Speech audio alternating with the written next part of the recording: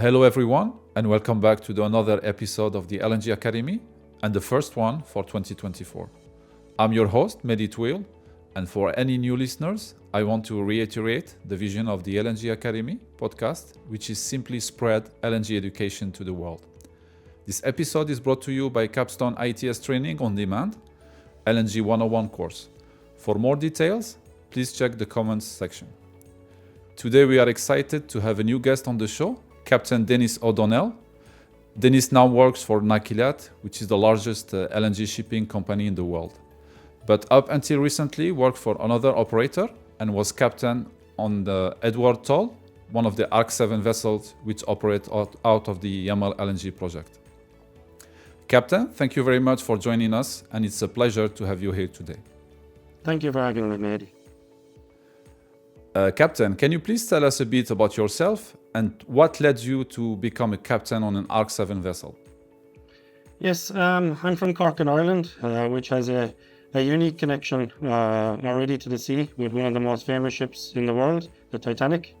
I grew up visiting the beaches around Ireland and enjoying the sea as a kid. And I was always looking out to sea, and I guess it was no surprise that I ended up making a career of it. I attended the National Maritime College in Ireland for a couple of years to train as a deck officer, and then I started working for an oil major, and then after a little bit of time with them, I decided to change to a more traditional shipping company, TK, and I was sailing on several of their vessels for them. They operated the Yamal project as well at the time. Everyone at the start wanted involvement with the Yamal project and the ARC-7s. They were cutting edge and operating in a really interesting new environment. It was really nice. I had put my name forward as a willing candidate. However, I didn't hear anything back at first. Demand was very, very high. There were very few spots available, and also the training involved was quite unique. So you needed to be specially trained to attend them, and the cost of that training was immense. Finally, I was promoted to chief officer, and was asked with that promotion, would I like to join the NAKILAT of TK is one of TK's ARC-7s. Now, being promoted to chief officer is a big step for anyone. It's kind of going from the operator level to a more management position, and having to change vessel type also was a massive challenge. Again, I was really looking forward to taking the step. After a little bit while on the ARC-7s and sailing with as chief mate, I was given another opportunity, thankfully very early in my career, to be promoted again, this time to master and to become captain. I was selected to become captain of Eduard Toll.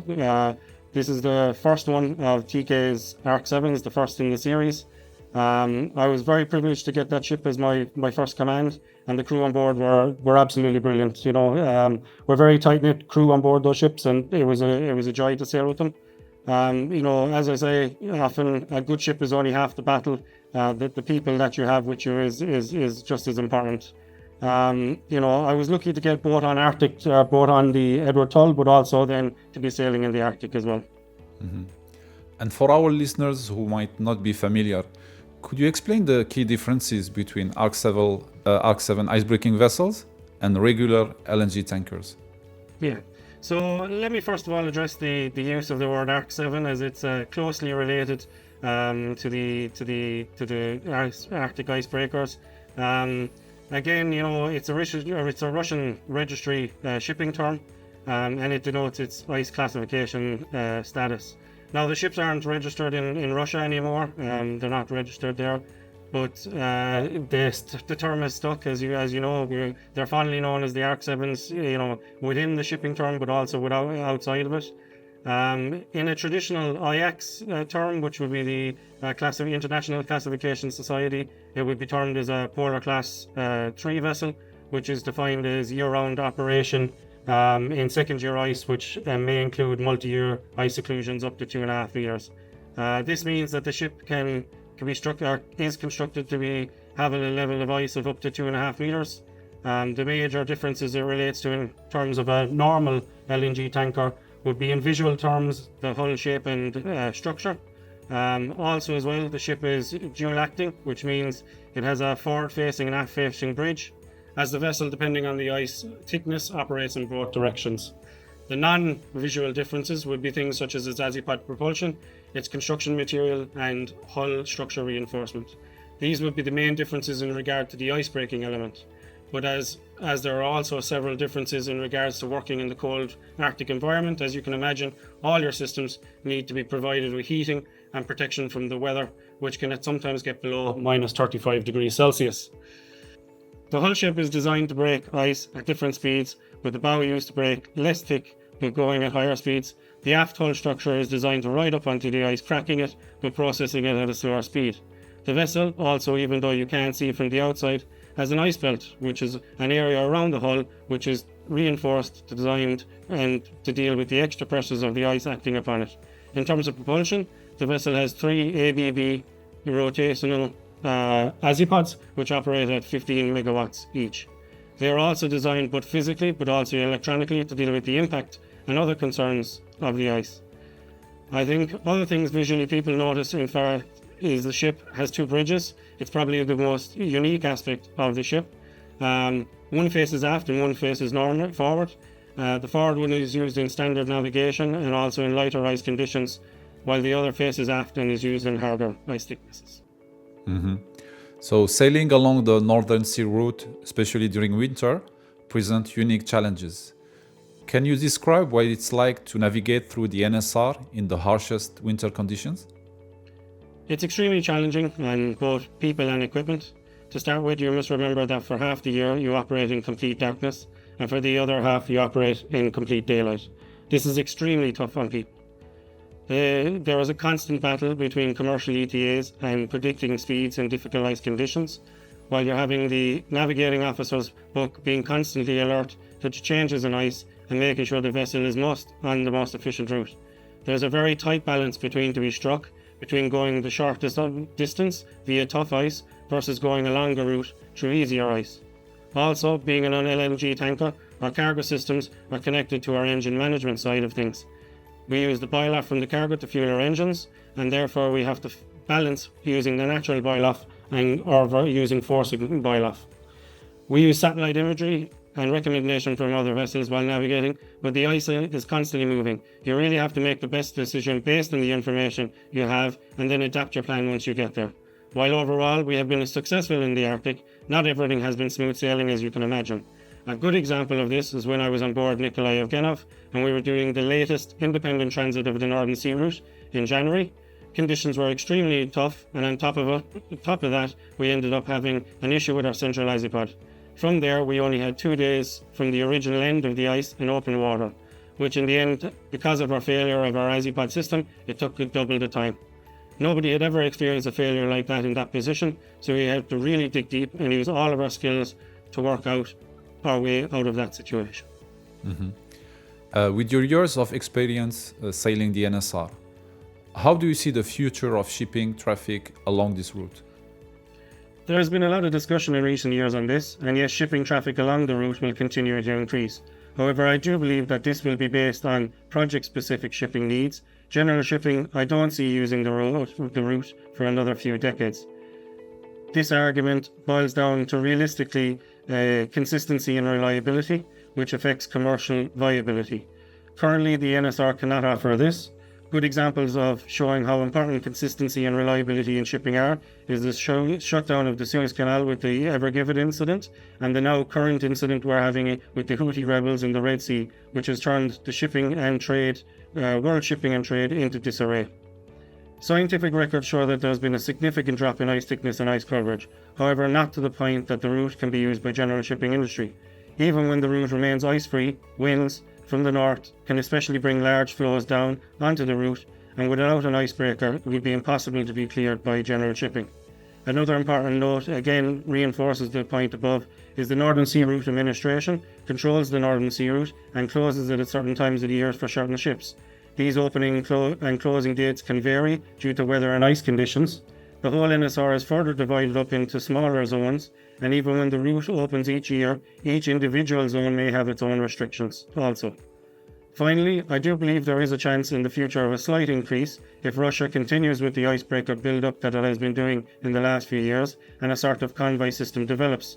This would look like something like how Finland operates its icebreakers where icebreakers cover certain areas, keep routes open, and help ships transit.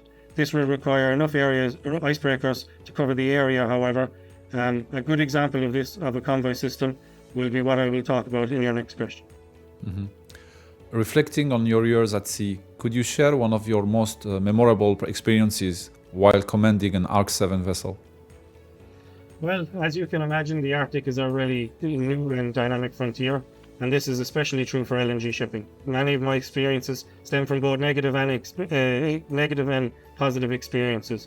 However, I think there is one I'm most proud of, is that of the captain of Eduard Toll. I left the furthest LNG tanker convoy through the Arctic of LNG ships, in which my ship led the convoy, escorting 3 LNG tankers through the ice. This is the first time an ARC-7 has actively led a convoy. In this role, we cleared route for the convoy ships and managed the convoy. Communication, forward planning, and reading the ice accurately was key to making sure this was successful.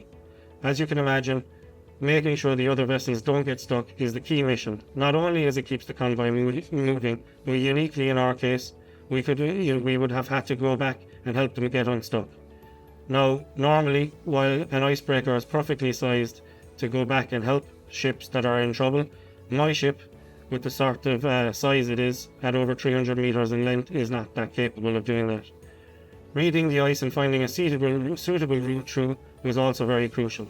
If we were on our own route through the ice, using an ARC-7, the ice route would look very different, because the ARC-7 is able to handle very different types of ice. But we now needed to think about the ships behind and how they would be impacted. Controlling ship speed and distance was the second most important step. Each ship creates a lead, an easier part behind it. Being the icebreaker, we created the initial lead, but each ship would need to be maintaining it behind us.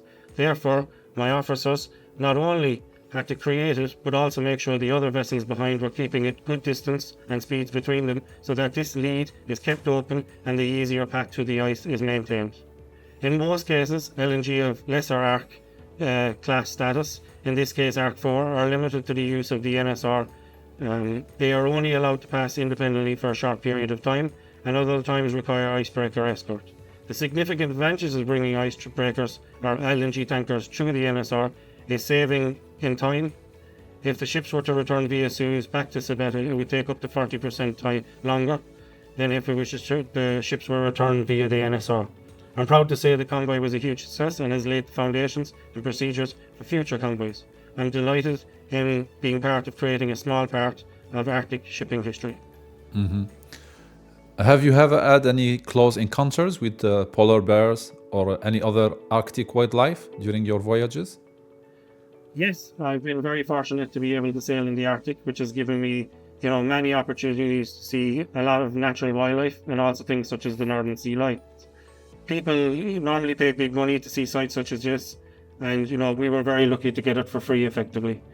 We had a great respect for the environment in which we were sailing. Our rules and regulations for things which could have environmental impacts were very strict and adhered to at all times.